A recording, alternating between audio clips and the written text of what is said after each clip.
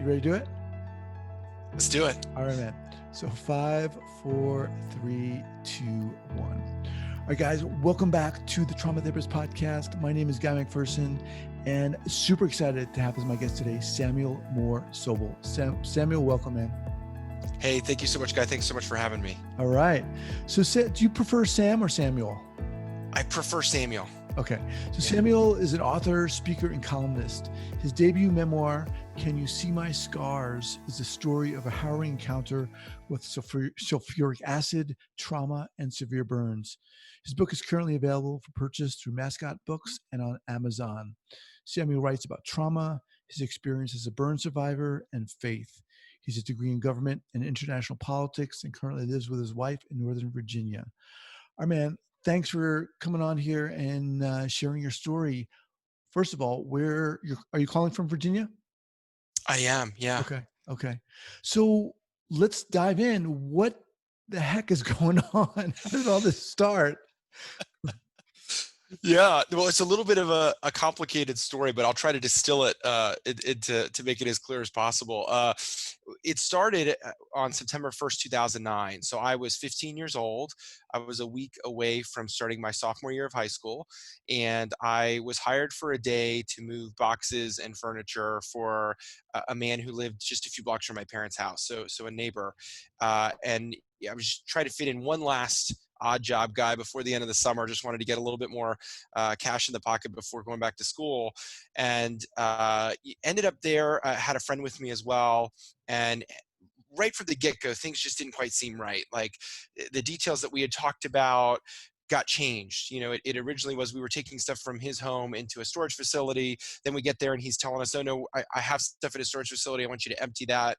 And then we're going to bring it back to the house. So, I'm chalking it up to at the time, oh, maybe I just misunderstood him. I didn't understand what he was saying. But kind of throughout the day, there's a lot of these things that are just kind of off.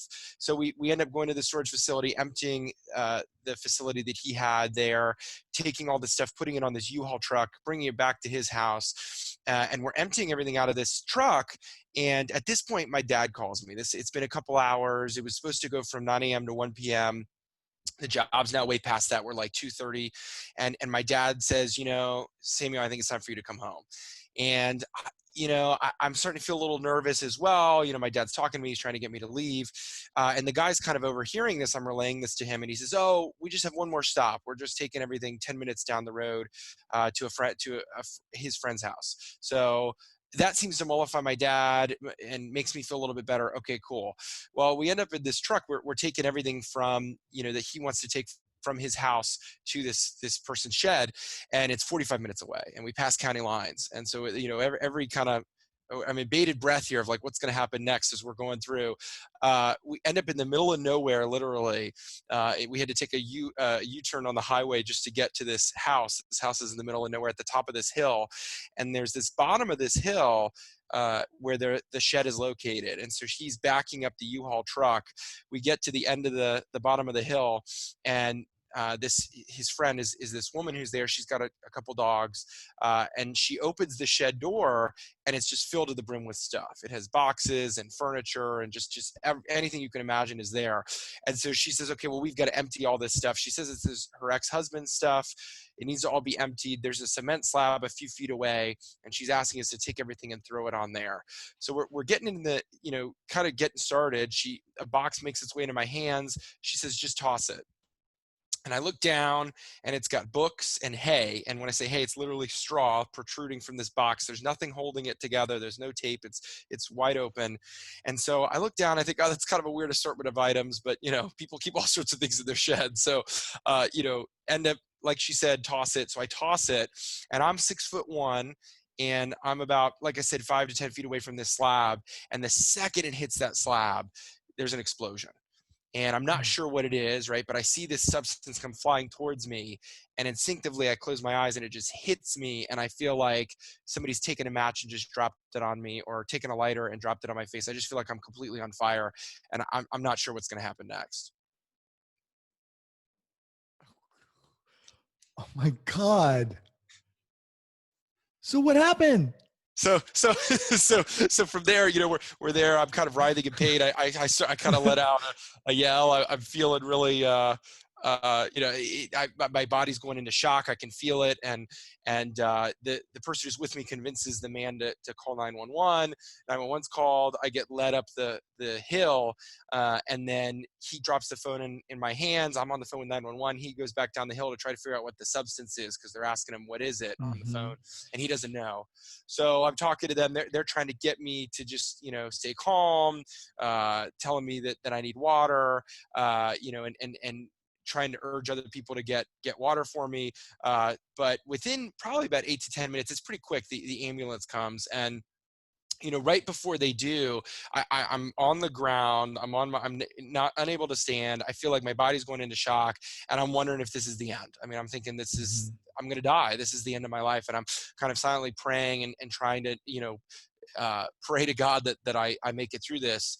The ambulance shows up. They pull out a stretcher. They put me on the stretcher. They pull the stretcher up. They're putting me into the ambulance, and I remember seeing all the trees that are just around this property, and I remember thinking, is this the last time I'm going to see trees? I'm in the ambulance. Uh, my eyes, they're trying to flush my eyes because they're thinking that something might have gotten in them. So they're just taking, just looks like something from like a sink, and literally just, dousing my eyes for the entire ride. We get to the hospital. I'm wheeled out of the ambulance and taken into the chemical shower. I'm stripped naked and thrown in the chemical shower in there for quite a while, as they're just trying to wash everything off of me.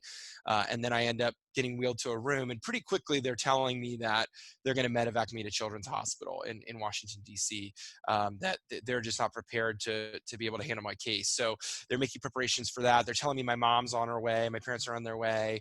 But I'm in this room, and I'll never forget, a nurse came in, and I'm talking to someone nearby, and someone asked me, "Oh, have you seen yourself yet?" And I say no. And before I can even, think, the nurse has thrown a mirror in my lap and said, "Here, why don't you take a look?" And so, no social worker, no psychologist, no nothing, kind of pick up this mirror, and I just remember seeing these large black. It just looked like somebody had taken my face and put it in mud. It just looked like these black stains, brown, just unrecognizable. I didn't recognize the image reflected back to me, and that was really devastating, because I just, that's when it became real. Like, this is something really bad happened. Eventually, we get on the medevac pretty quickly. My mom makes it just in time. Says she loves me. Says goodbye. She can't come with us because of the weight restrictions. I get wheeled out to the medevac. On the medevac, have a tour of DC. There's a beautiful scene of the Washington Monument out there, which the paramedic wakes me up to see as I'm on the helicopter ride. But anyway, end up landing and get to Children's Hospital. And the first thing I remember, I'm kind of asleep in the room, and the first thing I remember is a family friend arriving, and just tears in his eyes. And then his wife comes in, pulls him out of the room so that I don't, see that. My dad arrives soon after, same scene, tears in his eyes. Mm-hmm. And now I'm wondering, oh, do I look even worse than I did a few hours ago? I'm wondering if it's even worse. So I'm asking my family friend, how do I look? How do I look? And she keeps just telling me, she's grabbing my hand, and she keeps saying, I'm looking on the inside, not the outside, through tears in her eyes. And so it just unbelievable, like, just unbelievable. I'm like, oh, what does that mean? So Right. That's nice, but maybe it means what you don't want it to mean. Samuel, let me just jump in here for a second. This yeah, is go for it. this is harrowing. So it was sulfuric acid. Yeah, so we find out later that Okay. apparently it was sulfuric acid. So the authority, and I don't remember, it somehow gets relayed to us. I think it's by the doctors. The authorities ask the woman what the substance was, and she said that her ex-husband was a sculptor, and he used the Mm, acid for metal etching. And so apparently it was this glass jar at the bottom of the box, and the doctor said it should have hit my legs, but because it was charged, because it was exposed to the elements, and it was sitting in the shed, that it came flying towards my face. And that's why I got the damage there. So they say it was labeled with like a piece of tape, and it said sulfuric acid 1%. The right. doctors estimated it was much higher than that, because if it was 1%, it wouldn't have burned me. But Okay. uh, they don't know. They never ended up getting. She never handed it over for them to even test. So it's hard to know kind of what the substance was. And just remind, how old were you when this happened? I was 15. 15. Yeah. So what kind of injuries did you sustain ultimately?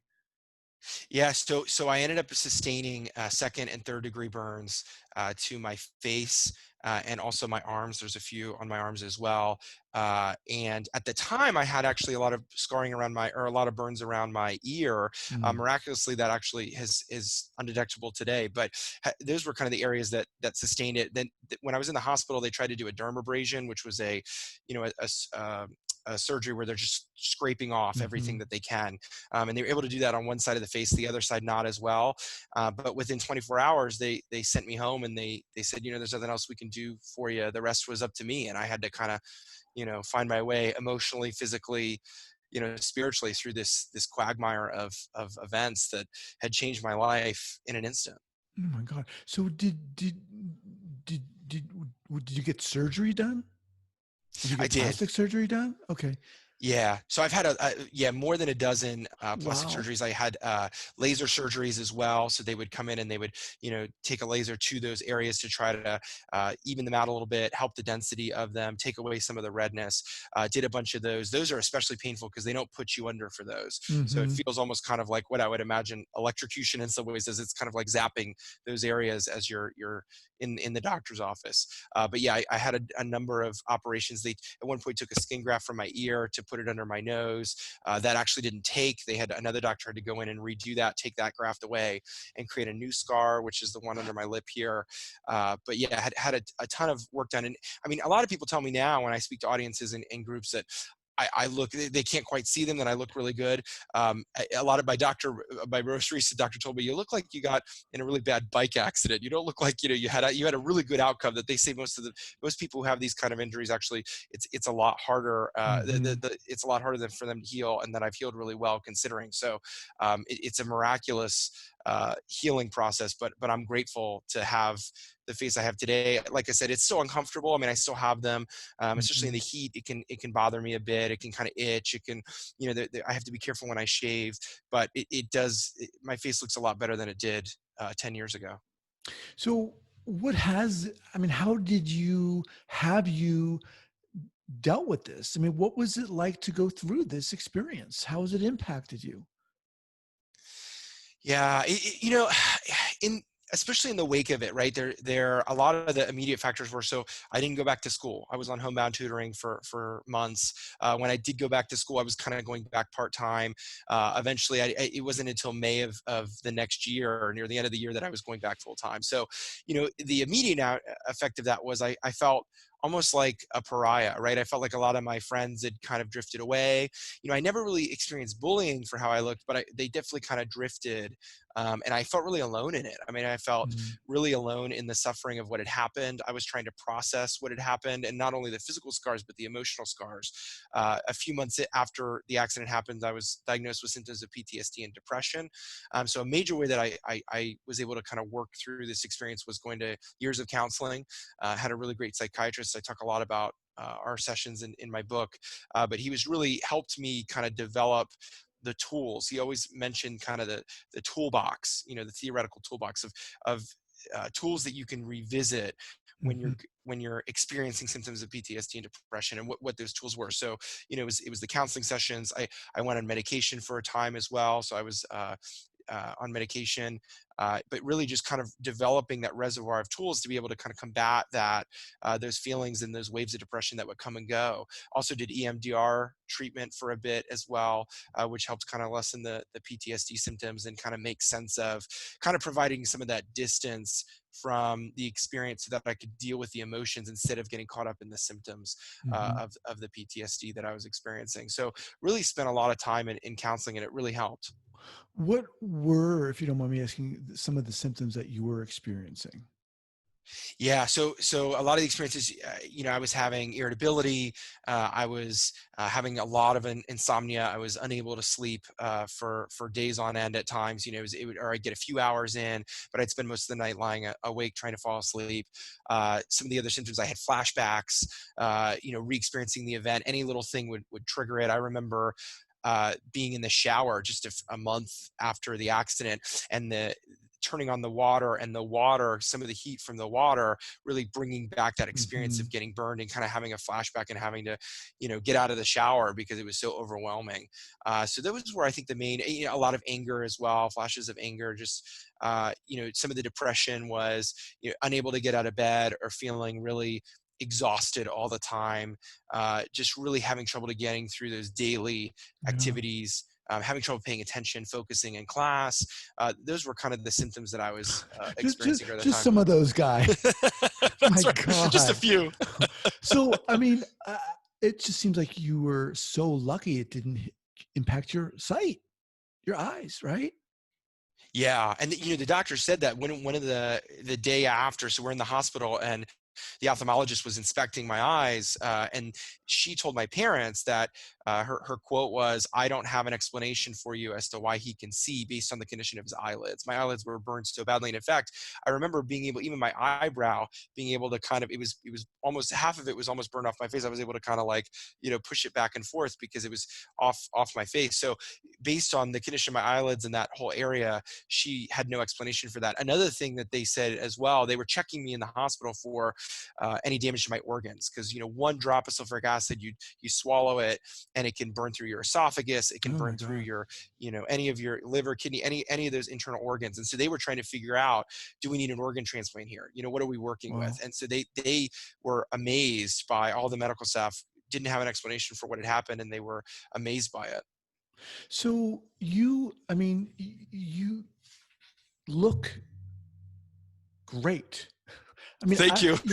I really, I mean, granted, we're on Zoom, but I can see one scar on the side of your face. But having said that, does that mean anything to you, or are you like, you know what? I'm sick of hearing that. This was my experience. This is actually what I've gone through. I've gone through all these surgeries, and I feel, X or Y. What are your thoughts on that? What's your response to that?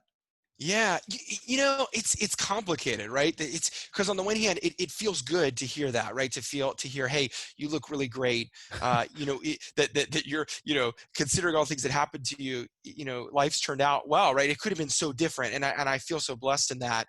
And then on the other hand, there is a little bit of, and it depends on how people say it, right? So I talk a little bit about the book that there was people I've encountered who said that, and I felt like it was meant in a way to kind of take away from the experience. It was kind of Right. like, oh, nothing happened. Why, Right. why are you upset about this? This shouldn't, you look great. Why are you upset? Right. And Right. so there's a little bit of that kind of, one of the things I try to tell people and educate people on, because I don't think everybody understands that there's also that it's not just about the appearance, right? It's about how it feels on my face. It's about how it feels internally. It's about how this accident experience affected how I viewed myself, Well, and let me stop that you I right there. made. Yeah, go for it. How has it, and does it impact how you feel about yourself? Yeah. So, one of the things that was, especially in the beginning, I remember being the first night, literally lying awake in the hospital, thinking, is any girl ever going to fall in love with me? Right. That was one of my first thoughts was, is anybody ever going to want to be with me? And so I struggled through adolescence into young adulthood with, is anybody ever going to want to date me? Is anybody ever going to want to love me? And that feeling led to a lot of experiences that, it led me to get into relationships that weren't healthy, but I stuck around in what you could argue emotionally abusive relationships at times, because I thought, I'm not going to get anybody better, I'm not going to get anybody else. Hmm. So it affected how I viewed myself and my own ability to attract a romantic partner. I definitely had to struggle with a lot of, I struggled a lot with my body image. I struggled a lot with, in the wake of the accident. So I wasn't able to really exercise. I had to be careful about going out in the sun. So Hmm. all those things happened. And then, so I'm not exercising as much, and I put on a lot of weight, and then I'm going on medication, and sometimes that can be a Right. side effect as Right. well. And so I put on a lot of weight. And so I remember, getting, feeling really bad about my body because of how I, was putting on all this weight. And in some ways I felt like I didn't deserve to look any better because nobody was going to want to be with me anyway. So why even try to keep weight off or try to take care of myself? So it was something that I really, it's interesting because you're right. When I look in the mirror, I don't look like the typical burn survivor, but in my eyes, I still have that image of when I looked at myself for the first time in the hospital bed with the Mhm. mirror, and I still see that. And it took a lot of work for me to move beyond that. I don't as much anymore. Looking in the mirror, that used to be, I remember my parents like taking mirrors out of the house, when I first had this accident happen so that I didn't have to look at it. And it used to be, I would avoid looking myself in the mirror. I tried to like, shave and do other things without really looking, or looking, but teaching myself emotionally to kind of not think about my scars. I've come a long way with that, and so I don't think it affects me as much as it used to. But those were ways that was really hard. I actually, part of this is too, I actually just got married less than 2 months ago, so that helps kind of mollify. Hey, is anybody ever going to love me? And married a beautiful woman who's very accepting of my scars, both inside and out, and that helps, makes a big difference. But those are just Congratulations some of on those that. ways that it hurts. Yeah. So let me just reintroduce you here. So I'm speaking with Samuel Moore-Sobel. His book is Can You See My Scars? So walk us through the decision to write this book and what you wanted to say. Yeah, it's a good question. It was one of those things that I remember, again, just a few weeks after the accident. I was lying awake one night. I wasn't able to sleep. I was already having those bouts of insomnia, and I was very uncomfortable. In those days, I had to have uh, Baxitracin antibiotic all over my face. So, and it was itchy as it was regrowing. I wasn't able to shave. So I just remember being just kept up all days and hours of the night because of that. I remember having a fan in front of me trying to relieve it because I just was so itchy, but they told me not to scratch. But I remember being up one night and just really kind of feeling sorry for myself, right? Sorry that this had happened. Just really trying to process this. What was I going to do now? And I remember just having the light bulb go off in my head, and it was probably midnight or 1 a.m. at this point, and just thinking, I'm going to write about this. I was in newspaper class at the time in high school, so I'd had a prevalent an interest in writing. But I just remember thinking, that's what I'm going to do now, and I'm going to Mhm. take this story and share it with the world. And I didn't know how I was going to do that because I didn't have the words, right? I'd gone through this experience, and I didn't know how to even express it. Like I have journals that I was writing during that time, and sometimes there's just literally, I mean, I just didn't even know how to describe how I felt. There was just no words for what it was. So I really had to spend a lot of time really working through those emotions and journaling that. And so it was a process that took more than a decade of really going back through. Then I had all those journal entries and I had hundreds of thousands of words, but obviously not all of that is for public consumption. Not all of it has a cohesive narrative. And so I had to really make that, go through and edit and take each part and say, is this impertinent to the story? Is it not? And really tell a full story based on that. And it was a long and intensive process of really grappling with how to get the words. And then, I mean, the story kept evolving because I was still going Mhm. in and out of surgery. My last surgery was just about 2 or 3 years ago. So I was still having surgeries. I was still feeling new things. And it just didn't feel quite complete. I would come to the end of the story and feel like, I feel like there's more chapters here. And so it kept getting added on and added on. And finally, coming to the place about a year ago of saying, okay, here we're done. The story's complete, submitting to the publisher, and then going through the whole publishing process, which again, then hitting this spring and finally getting it where it needed to be, and then COVID happens, and thinking, oh man, I took almost 11 years to get this done, Right, and now we're in the right. middle of COVID. Do I go forward or not? And that was a whole other determination of, do I do this? Do I not? Do I delay? And having to figure out what to do there. Well, I think one reading of the title, Can You See My Scars, is, you know, maybe you can't see them, but can you really see them? Talk to us about that. Yeah, I think, yeah, it's kind of that double entendre, right? Of like, hey, can you see my scars? But then also there are scars that are maybe not visible for everyone to see, but they're still there. And one of the things I've learned through this journey, Guy, is that we all have scars, right? Whether they may not be as visible as mine once were, right? That they're really physical and you can see them on my face and that you can't ignore them. Um, Especially in the days after the accident, but they may be emotional, right? We all incur scars as we go through life, no matter what happens, whether we go through a bad breakup or we have a parent die or any kind of adversity, right?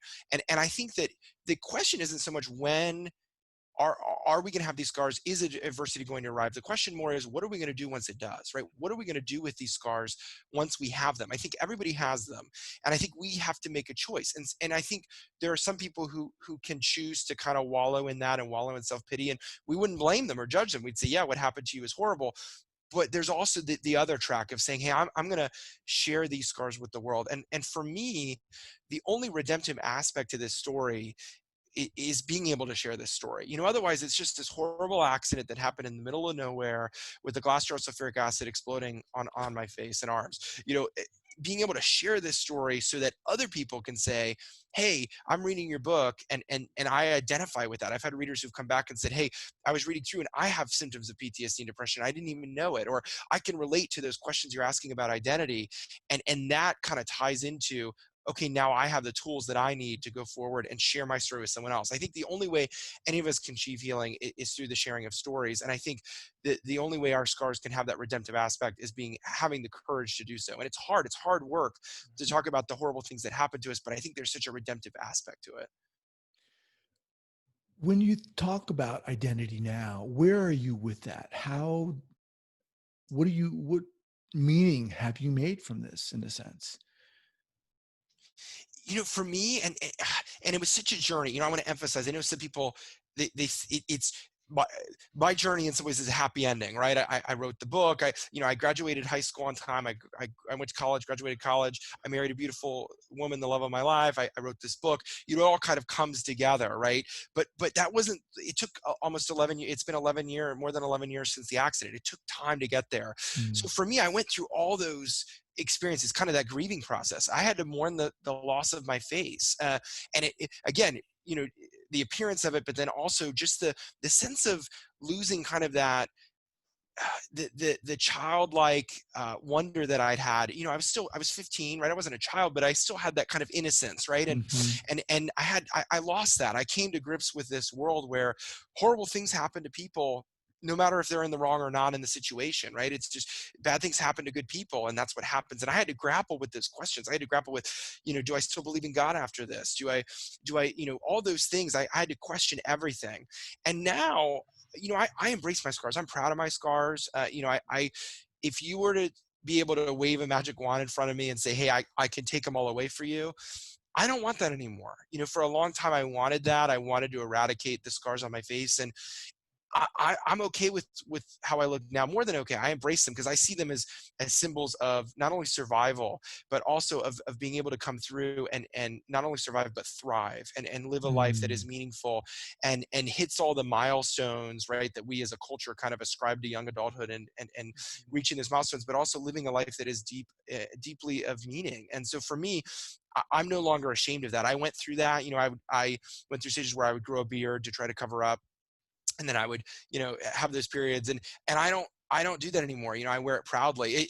I tell audiences now, it's ironic. 11 years ago, I would have loved to wear a mask, but now I don't want that.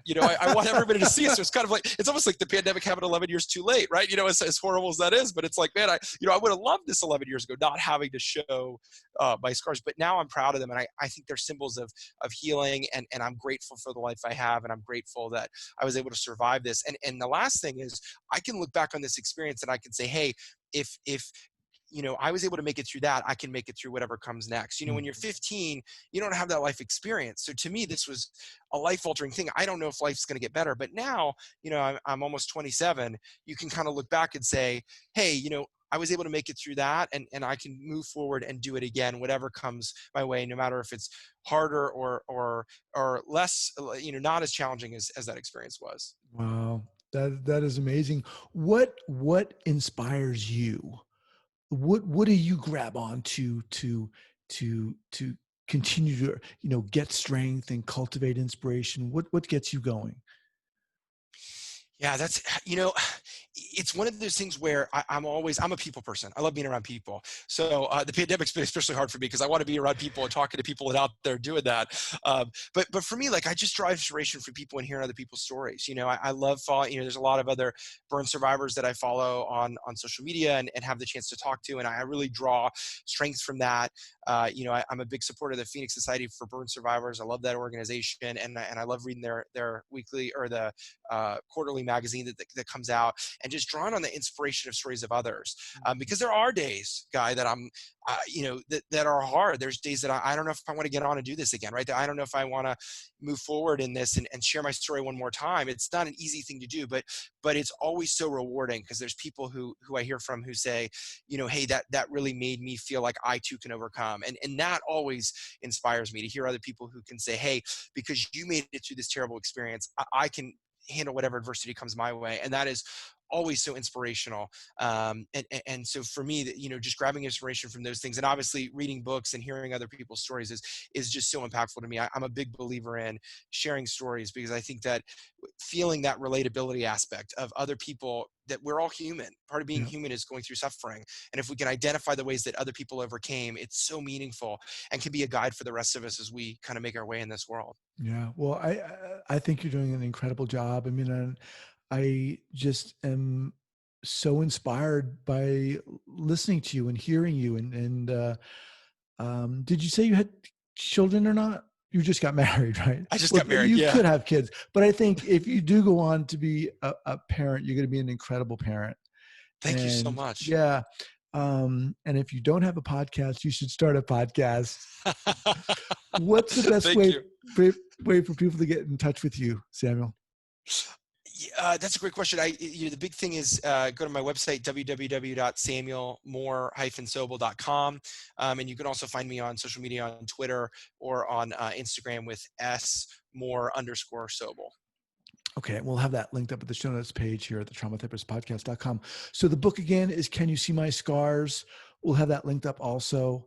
Now you mentioned some other people that you follow. Do you have any go-to book recommendations aside from your own, whether trauma related or not, or anything that you think, anything you're reading or anything that you think would be inspiring and so forth? Yeah, I'm always trying to read a new book. I just finished, actually, my wife and I, we tried, it was my very first one, guy, on Audible. I'd never done that. I never, but she has an account. And so we listened to Educated by Tara Westover. And that Okay. is, I know everybody's talked about that book and it was a bestseller, but to me, that book was so impactful because it talks a little bit about, it's got a little bit of everything, right? It's talking about, her overcoming trauma and her worldview from coming from being a young adult or being a child growing up under her parents and kind of, you accept everything your parents say at face value, right? And her father was so impactful in her life and he was so domineering in some ways. And then to kind of come into teenage years and young adulthood and then going away to college and breaking out from that, from the experience of her family and then saying, wow, there's a whole wide world out there, Mm-hmm. and kind of questioning that. And I think so much of her story, even if we have people aren't acquainted with Mormonism or haven't grown up in that kind of culture, to me, it's so impactful. There's such a relatability aspect of going through that. We all, even if we have great parents, we all go through that process of kind of becoming more aware of what our parents are telling us and then kind of making our own decisions and staking our own identity. So that book, I think, is fantastic. And the way she kind of organically takes a hold of her story and comes to peace with her Mm. scars that were left because of her upbringing. That's always a go-to book. And then one of my favorites is James McBride. I think he's a fantastic writer, but I love all of his work, and he's always been somebody who's really impacted me. The Color of Water is a fantastic book. Just love the complexity and the nuance of his story and his interwoven with his mother's story, and again, just that coming of age and understanding your story in light of your parents is just really powerful to me. So those are two books that I love and would reread too if I have the time to go back and look at them again. Awesome. All right, I'll have those linked up. Samuel, man, awesome having you on here. Love to have you back, and best wishes to you, my friend. Thank you so much. You were such a great interviewer. I really appreciate your empathy and your kindness, and thank you so much for letting me tell my story. It's an honor to be on your podcast. Thank you. All right, take care. All right. See you later.